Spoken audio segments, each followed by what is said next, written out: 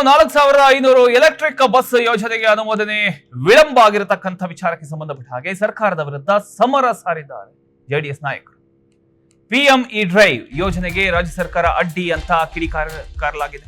60% commission ಸರ್ಕಾರ ಅಂತ tweet ನಲ್ಲಿ ಜೆಡಿಎಸ್ ಈ ಒಂದು ಆರೋಪವನ್ನ ಮಾಡಿದೆ. ಕಾಂಗ್ರೆಸ್ಗೆ ಜನಸೇವೆಗಿಂತ ಸ್ವಹಿತಾಸಕ್ತಿ ಮುಖ್ಯ ಅಂತ ಜೆಡಿಎಸ್ ಇದೇ ಸಂದರ್ಭದಲ್ಲಿ ಕಿಡಿಕಾರಿದೆ. ಬೆಂಗಳೂರು ಟ್ರಾಫಿಕ್ ಸಮಸ್ಯೆ ದಿನದಿಂದ ದಿನಕ್ಕೆ ಹೆಚ್ಚಾಗ್ತಾ ಇದೆ. ಇದೇ ಸಮಯದಲ್ಲಿ ನಗರದ ಸಾರ್ವಜನಿಕ ಸಾರಿಗೆ ವಿಚಾರವೂ ಕೂಡ ರಾಜಕೀಯದ ಕೇಂದ್ರ ಬಿಂದುವಾಗಿದೆ.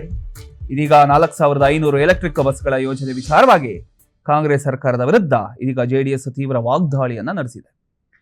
ಬೆಂಗಳೂರಿಗರಿಗೆ ಹೊಸ ಬಸ್ಗಳು ಯಾವಾಗ ಸಿಗ್ತವೆ, ಪ್ರತಿದಿನ ಬಸ್ಗಾಗಿ ಕಾಯ್ತಕ್ಕಂಥ ಪ್ರಯಾಣಿಕರ ಸಂಕಷ್ಟ ಯಾವಾಗ ಕಡಿಮೆ ಆಗತ್ತೆ ಅನ್ನುವಂಥ ಒಂದಿಷ್ಟು ಪ್ರಶ್ನೆಗಳ ನಡುವೆ ಇದೀಗ ರಾಜಕೀಯ ಆರೋಪ ಪ್ರತ್ಯಾರೋಪ ಜೋರಾಗಿದೆ.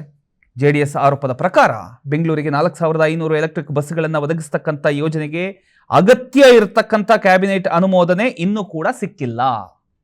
ಈ ವಿಳಂಬದಿಂದ ಯೋಜನೆ ಮುಂದಕ್ಕೆ ಸಾಗ್ತಿಲ್ಲ ಅಂತ ಜೆಡಿಎಸ್ ಪಕ್ಷ ಟೀಕೆ ಮಾಡ್ತಾ ಇದೆ.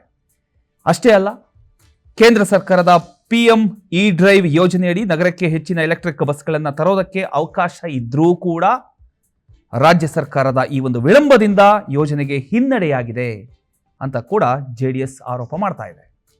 2025ರಲ್ಲೇ ಟೆಂಡರ್ ಪ್ರಕ್ರಿಯೆ ಪೂರ್ಣಗೊಂಡಿದ್ರೂ ಕೂಡ ಸಂಬಂಧಿತ ಕಡತ ಇನ್ನೂ ಕೂಡ ಅಂತಿಮ ಅನುಮೋದನೆ ಪಡೆಯದೆ ಉಳ್ಕೊಂಡಿದೆ ಅಂತ ಕೂಡ ಜೆಡಿಎಸ್ ಹೇಳ್ತಾ ಇದೆ.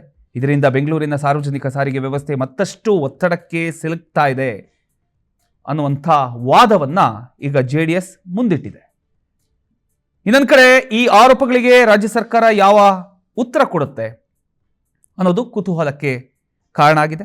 ನಿಜವಾಗಿಯೂ ಆಡಳಿತಾತ್ಮಕ ವಿಳಂಬವೇ ಇದಕ್ಕೆ ಕಾರಣನಾ, ಅಥವಾ ಯೋಜನೆಗೆ ಸಂಬಂಧಿಸಿದ ತಾಂತ್ರಿಕ ಹಾಗೂ ಹಣಕಾಸು ಪ್ರಕ್ರಿಯೆಗಳು ಇನ್ನೂ ಕೂಡ ಪೂರ್ಣ ಆಗಬೇಕಾ? ಏನು ಉತ್ತರ ಕೊಡುತ್ತೆ ಕಾದ್ ನೋಡಬೇಕು.